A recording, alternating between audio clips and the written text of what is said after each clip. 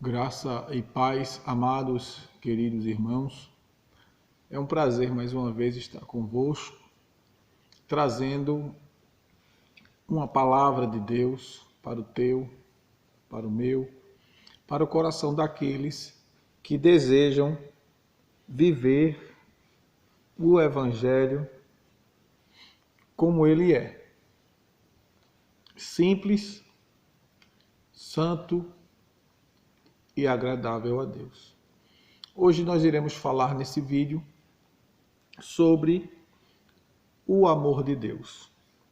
Eu gostaria que você abrisse a palavra de Deus na carta do apóstolo Paulo à igreja de Colossos, no capítulo 3 e o verso 14.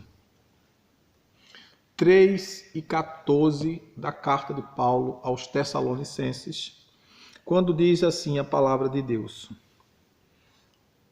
acima de tudo, porém, revestivos de amor, que é o vínculo da perfeição.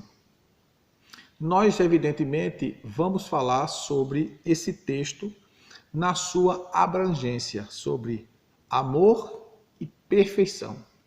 E a partir de hoje, nós vamos iniciar este vídeo, não deixando os demais de falar sobre a escatologia, da qual nós ainda estamos falando, dando sequência a este assunto tão abrangente, tão amplo e ao mesmo tempo tão maravilhoso. Então, meus queridos, vamos, no nome de Jesus, falarmos sobre o amor de Deus, não é? E dentro desse contexto, temos uma pergunta: como conseguir compreender o amor de Deus? Você consegue entender? Evidentemente que não temos como entender o amor de Deus por nós, seres humanos. Não temos como entender. Seu amor, ele é insondável, incomparável e incompreensível. É tanto que a palavra de Deus nos ensina, no versículo que é o texto áureo da palavra da Bíblia, porque Deus amou o mundo de tal maneira que deu o seu único filho, para que todo aquele que nele crê não pereça, mas tenha vida eterna. Deus deu o seu único filho por amor a nós. Não é? E quando eu olho para mim, para a humanidade, para os seres humanos de uma forma geral, né, não tem como a gente entender de uma forma mais lógica, lúcida, porque Deus nos ama. Porque Deus, ele quando fez o homem, ele deu ao homem um ambiente propício para que ele nunca pecasse, nunca errasse, nunca falhasse. Porém, o homem resolveu dar ouvido a quem não deveria dar ouvido, ver o que não deveria ver e parar para ouvir quem não deveria ser ouvido. Então, diante disso, meus queridos irmãos, a palavra de Deus é muito clara quando o apóstolo Paulo diz que o amor de Deus excede todo o entendimento. Capítulo 3, verso 19 da carta de Paulo aos Efésios. E em outras palavras, ele está querendo dizer, não tem como entender o tamanho, a grandeza desse amor, visto que nós somos o inverso de Deus. Enquanto Deus é perfeito, santo, imutável, inerrável, inerrante, imorrível. Quando eu digo imorrível é porque ninguém pode matar Deus, ninguém pode atingi-lo com nada, com nenhuma espécie de arma ou de instrumento destruidor. Porque Deus, ele é soberano, ele é Deus, nada o pode destruir.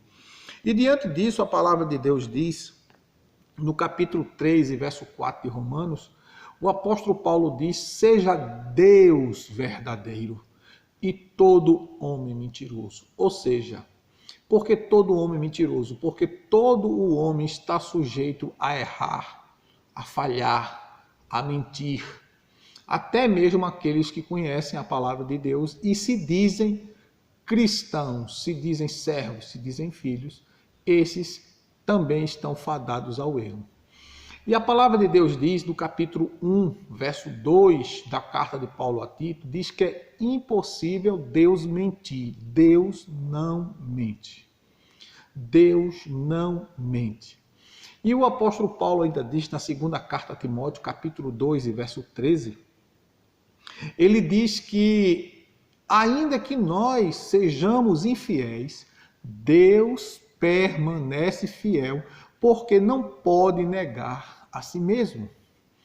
E ainda em Hebreus capítulo 6, verso 18, diz novamente, o escritor aos Hebreus repete a mesma frase de Paulo na carta a Tito 1 e 2.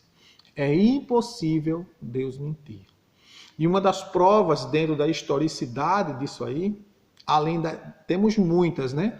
Mas uma em especial é quando Deus faz uma promessa a Abraão e não tendo Deus por quem jurar a Abraão, né? Porque normalmente se faz ou se fazia um juramento por quem era-lhe superior, era maior. Deus procura alguém superior a ele, ele não encontra, então ele diz a Abraão, eu juro por mim mesmo, Abraão. Então Deus fez uma promessa a Abraão baseado simplesmente na sua fidelidade, não é? Deus não mente. Isso é uma característica do diabo e dos filhos do diabo. Mentir, enganar, ludibriar, fazer coisas escusas que tirem proveito dos outros, que destruam os outros, que façam mal aos outros, que denigram os outros e que possa pôr fim à vida dos outros. Deus não. Deus só traz o bem, o bom, o que é bom, o que lhe eleva, o que lhe ergue, o que lhe faz crescer, o que lhe faz levantar. O que faz os homens cair, descerem e serem destruídos, são os seus próprios pecados. De que se queixa o homem? Queixe-se de seus próprios pecados. E diante disso, meus queridos amados, a gente tem uma pergunta dentro desse contexto: quem é o homem para que Deus o ame de forma incondicional? Deus não ama o homem porque ele faz as coisas certas. Deus não ama o homem porque ele procura ser justo, correto e íntegro, não. Deus ama aquele que procura fazer as coisas certas, justas e honestas, como também Deus ama aqueles que fazem as coisas erradas, de forma equivocada. O amor dele não aumenta nem diminui, o amor dele é o mesmo. Já dizia o profeta, quando ele falava a respeito de Deus em relação a Israel, porque eu, o Senhor, não mudo, por isso vós, ó filho de Israel, não sois destruídos. Então, continuando com essa pergunta, quem é o homem para que Deus o ame condicionalmente? Diz a palavra de Deus, no Salmo 144, veja aí, Salmo 144, não é? 144 e verso 3, 144 e 3 do livro de Salmos.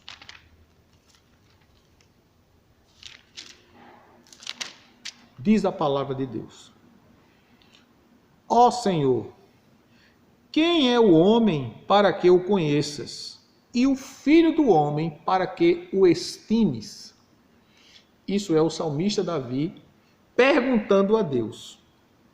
O patriarca Jó faz uma pergunta semelhante lá no capítulo 7 do livro de Jó, e o versículo 17 e 18, por favor, vamos lá para Jó 7, 17 e 18, diz o texto sagrado: Quem é o homem para que tanto, olha o texto, para que tanto o consideres e ponhas nele a tua atenção, e a cada manhã o visites e a cada momento o proves. A expressão de Jó ainda é mais ampla do que a do salmista, porque ele diz: quem é o homem para que tanto o consideres, o estimes, o ame? Quem é o homem? O salmista Davi, no Salmo 103, verso 14, diz, falando de si próprio, não é? Quando ele diz que, pedindo a Deus em sua oração, ele diz: pois conhece a nossa estrutura e sabe que nós somos pó. Nós somos pó. Deus nos considera, Deus nos estima, Deus nos ama de uma forma tal, mesmo nós sendo apenas pó. E o amor dele, como eu falei, ele não me ama mais porque eu faço as coisas certas, porque eu ando certo, porque eu ando de uma forma digna. Ele não me ama mais do que aquele que vive na cachaça, na mentira, no engano, na droga, na prostituição, na homossexualidade, no lesbianismo, não é? E em tantas outras coisas, em tantas outras sortes de pecados que denigrem a moral, a ética e abatem a vida espiritual do homem. Deus não ama ele menos, Deus nos ama iguais. A diferença daqueles que servem a Deus para aqueles que não servem, porque aqueles que servem a Deus estão debaixo de graça, da graça de Deus. A graça de Deus nos faz aceitáveis, porque a graça de Deus se manifestou, trazendo salvação a todos os homens. Tito, capítulo 2, verso 11. Paulo, ainda escrevendo aos Efésios, capítulo 2, verso 8, ele diz: porque pela graça sois salvos. Graça significa favor. E ele diz: e isto não vem de vós, é uma dádiva, é um dom de Deus. Não vem da prática de boas obras. Porque por mais que nós sejamos corretos na nossa maneira de viver, por mais que nós sejamos justos, verdadeiros, honestos, decentes, por mais que nós sejamos maridos fiéis, pais, excelentes pais, bons vizinhos, bons cidadãos, bons funcionários, a Escritura diz que nós não fizemos nada mais do que a nossa obrigação. Nada mais. E isso não é mérito para que nós sejamos salvos, porque mesmo fazendo tudo isso, nós continuamos dentro da escala de pecadores. O apóstolo João diz: se dissermos que não temos pecado, enganamo-nos a nós mesmos e o fazemos mentiroso. Então continuamos pecador. A diferença do cristão que serve para aquele que não serve a Deus é porque o cristão está no sentido de estar sendo agradável a Deus. Ser agradável a Deus é se submeter aos seus propósitos, à sua palavra, aos seus desígnios e à sua vontade. Isso é ser agradável a Deus.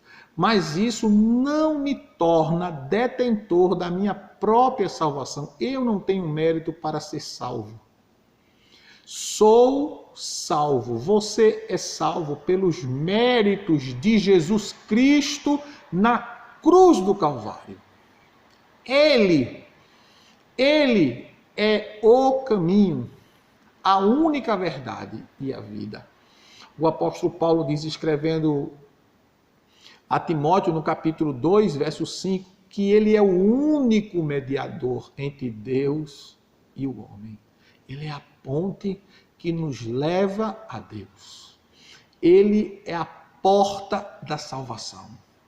Conforme diz o Evangelho de João, no capítulo 10, verso 9, ele diz: eu sou a porta. Quem entrar por mim, salvar-se-á. Jesus é a única porta, é o único caminho, é a única ponte que nos leva a Deus. Não há nos homens mérito algum para sermos salvos. Então, mediante a isso, quem é o homem para que Deus o ame condicionalmente? O homem é estimado por Deus, como lemos no Salmo 144, verso 3, como diz Jó, capítulo 7, versos 17 e 18, Deus tem o homem em grande estima, em grande cuidado, em grande zelo. não é? E o próprio salmista diz que nós somos pó. Agora, por que Deus, ele nos ama? Dentro desse contexto, nós temos uma pergunta, não é? Para que nós tenhamos uma resposta, precisamos de uma pergunta. Por que nós amamos os nossos filhos? Por que a gente ama os nossos filhos? É uma pergunta que precisa ser analisada, avaliada, refletida. Nós amamos os nossos filhos porque ele saiu de nós. Ele saiu das nossas entranhas. Ele tem parte direta conosco. Isso nos faz lembrar de Abraão.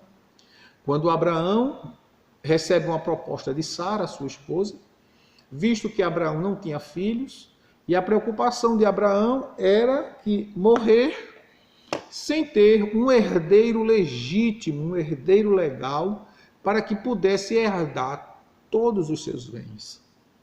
Sara, compreendendo o desejo de seu marido, quis ajudar a Deus, pois ela sabia que Deus tinha feito uma promessa a Abraão, que ele teria um filho. Como Deus não precisa da minha ajuda, não precisa da tua ajuda, porque Deus é autossuficiente. Ele opera como quer, da forma como quer, do jeito que ele quer, porque ele é Deus. Sara tenta ajudar a Deus. Abraão aceita a proposta de Sara, tem um filho com Agar, serva de Sara. Mais tarde, Sara engravida de Abraão por promessa de Deus, conforme diz o capítulo 18 de Gênesis. Isaac nasce, e quando Isaac nasce, Deus manda Abraão acatar agora o conselho de sua esposa, que pede para que Abraão despeça o seu filho Ismael. Porque o filho da sua herança, o filho que ia herdar todos os seus bens, e a promessa de expandir o nome de Deus e estabelecer uma nação para Deus, era Isaac. O filho legítimo, o filho do casamento legítimo, o filho da união legítima, o filho do amor, o filho da comunhão, né? Conforme diz 5:29 de Efésios, que ninguém pode ou deve aborrecer a sua própria carne. Então, Isaac era o filho legítimo da união conjugal de sua esposa legítima, Sara. E diante disso, Ismael é despedido, Abraão continua criando Isaac, e aí vem a questão da pergunta que eu fiz: por que amamos os nossos filhos? A promessa de Deus para Abraão era: aquele que sair das tuas entranhas, que sair diretamente de você, dentro de uma legitimidade conjugal. Ismael era filho de Abraão, verdade, mas não era filho da esposa legítima de Abraão. Não era filho de um verdadeiro amor.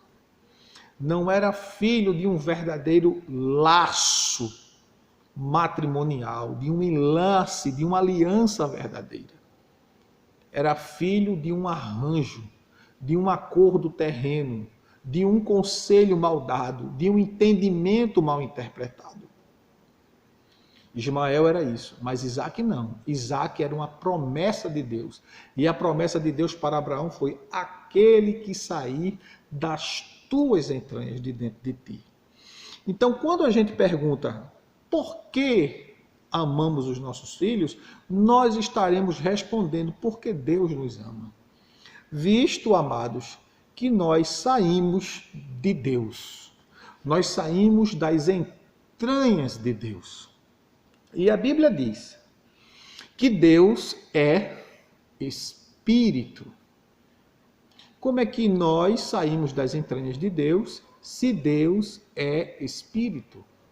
Eu costumo dizer que o homem é um espírito que possui uma alma e habita em um corpo. Por que um espírito? Porque quando Deus fez o homem, lá no capítulo 2, verso 7 de Gênesis, a Bíblia diz que Deus soprou, depois de haver feito o homem do pó da terra, Deus soprou no homem o fôlego da vida. E esta palavra, fôlego da vida, presente no texto de Gênesis 2:7, é um substantivo hebraico que é neshama.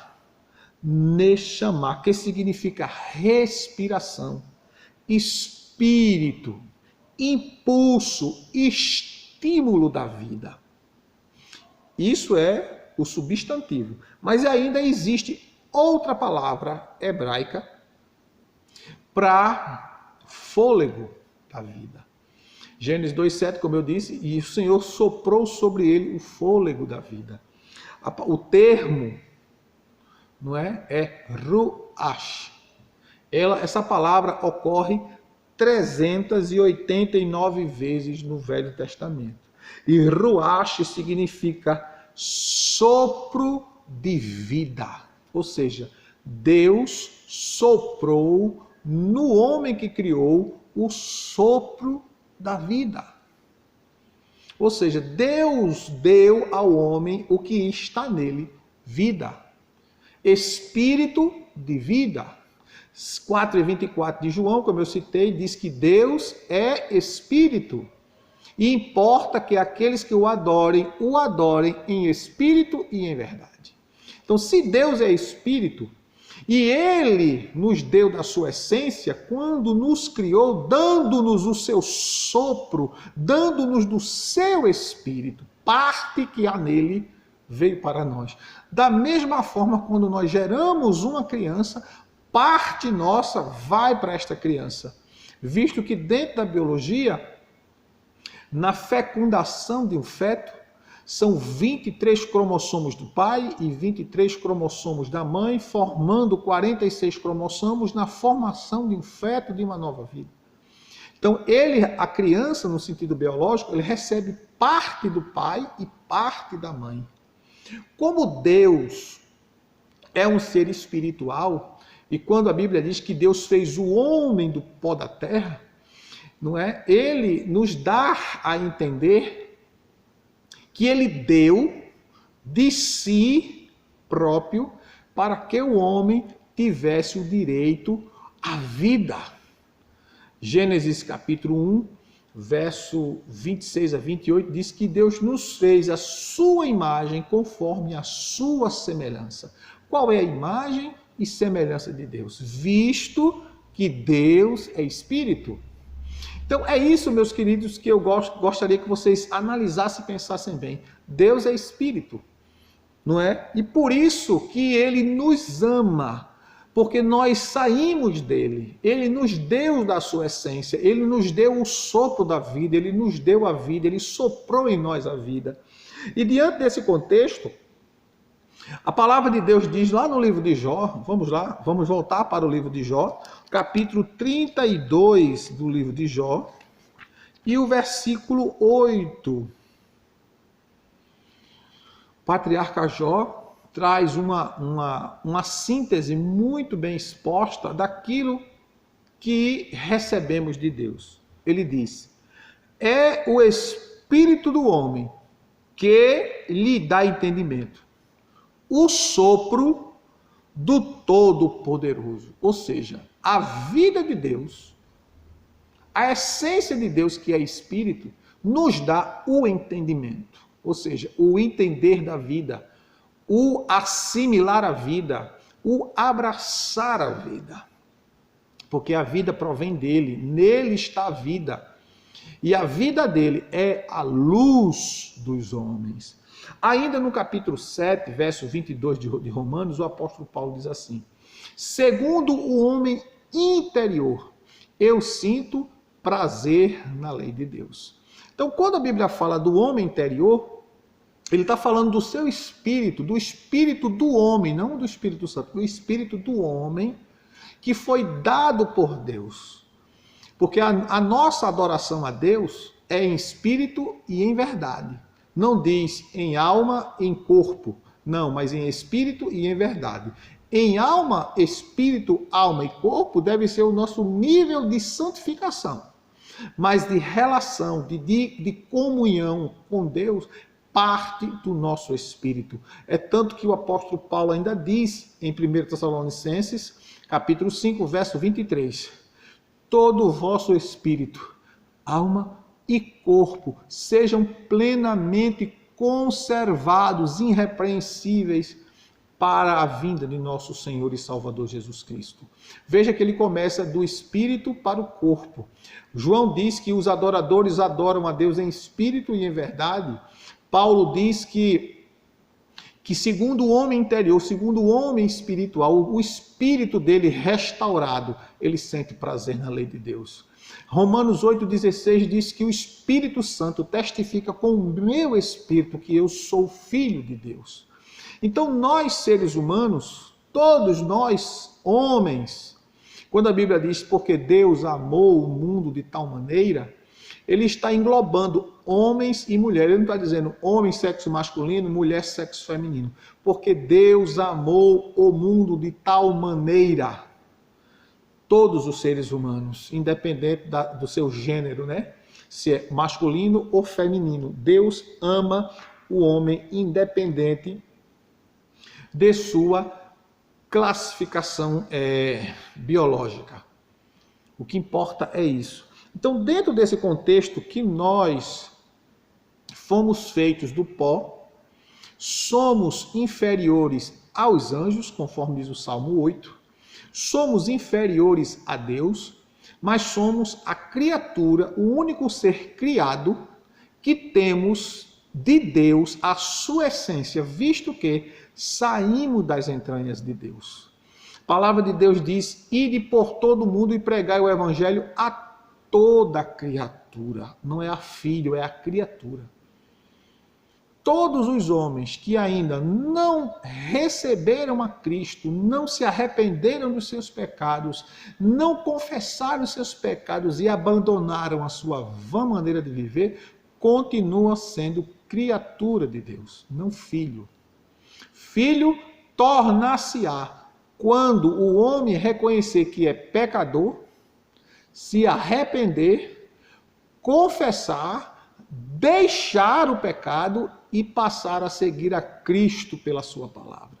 Conforme diz Provérbios 28:13, aquele que confessa e deixa alcança a misericórdia de Deus, mas aquele que encobre as suas transgressões nunca prosperará. O apóstolo Paulo diz no capítulo 2, verso 1 a 4 da carta aos Efésios, que nós que estávamos debaixo do pecado, fomos vivificados por ele. E como nós fomos vivificados por ele, nós saímos debaixo da ira de Deus, porque nós éramos criatura e agora nós nos tornamos filhos de Deus. Então, diante desse fato, meus queridos, eu quero fazer mais uma ilustração para você entender aqui.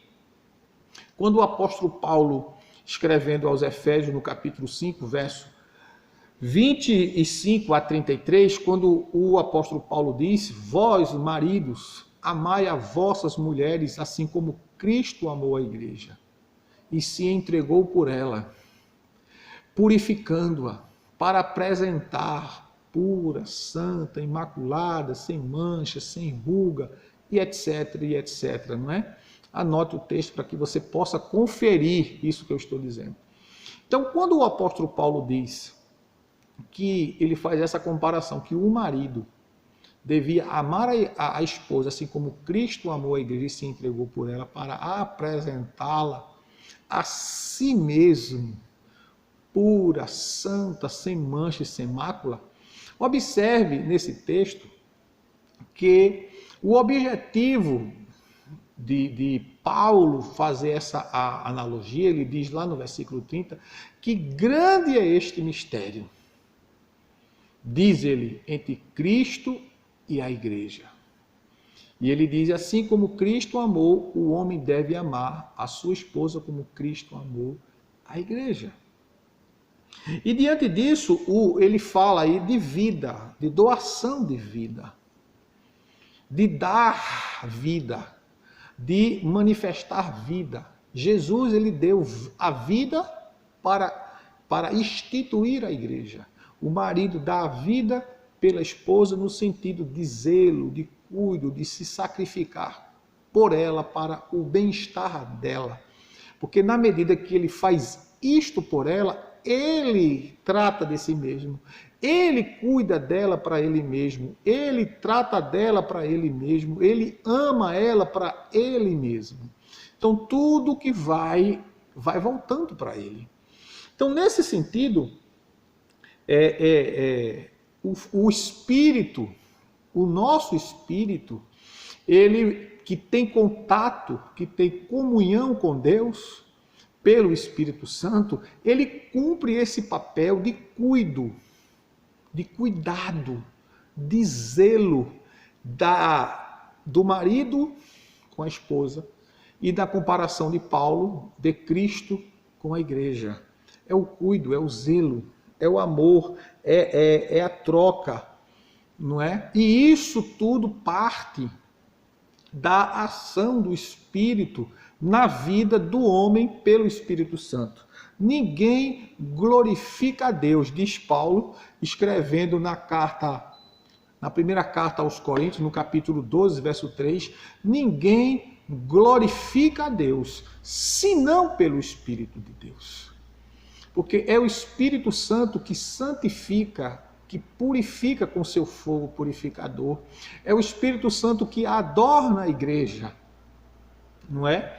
Trazendo à igreja a beleza da essência de Deus que já está no homem, pela parte que lhe foi dada. O Espírito, Deus deu o Espírito ao homem. 12:7 do livro de Eclesiastes.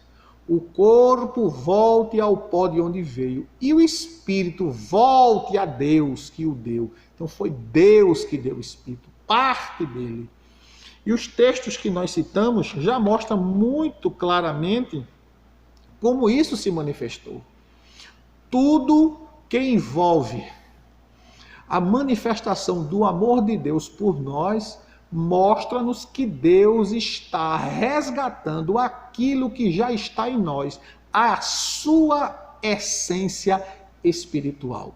Repetindo, Deus é espírito e nós somos um ser espiritual. Somos um espírito que possuímos uma alma e habitamos em um corpo. Amém? Que Deus possa nos abençoar no nome de Jesus e até o próximo vídeo, querendo Deus, permitindo Deus, estaremos dando sequência a este assunto tão importante para as nossas vidas. Que Deus em Cristo Jesus vos abençoe hoje e sempre. Lembrando a vocês que se você está parado, está sem quartel, está desanimado espiritualmente, venha congregar aqui conosco na Igreja Batista Missionária Aliança, na rua São Joaquim do Monte, número 66, Água Fria, Recife, Pernambuco. Esse que vos fala é o pastor Silvio Vieira, pastor presidente desta igreja, trabalhando com uma equipe maravilhosa. Temos a nossa pastora Rose, temos a equipe de diáconos e diaconisas e todos os líderes de departamento, cujas responsabilidades estamos aqui para cuidar, ajudar, orientar, orar por você, acolher a sua vida e dizer a você que tem jeito para você. Você precisa de libertação, Jesus é o libertador. Você precisa de cura, Jesus cura. Você precisa de perdão, Jesus te perdoa. Você precisa ser amado, Jesus te ama e esta igreja te ama também. Que Deus em Cristo Jesus vos abençoe. Não deixe de deixar o seu like, fazer seu comentário, compartilhar este vídeo com todos aqueles que você conhece e que desejam aprender a palavra de Deus. Grande abraço, fiquem na paz, Deus vos abençoe.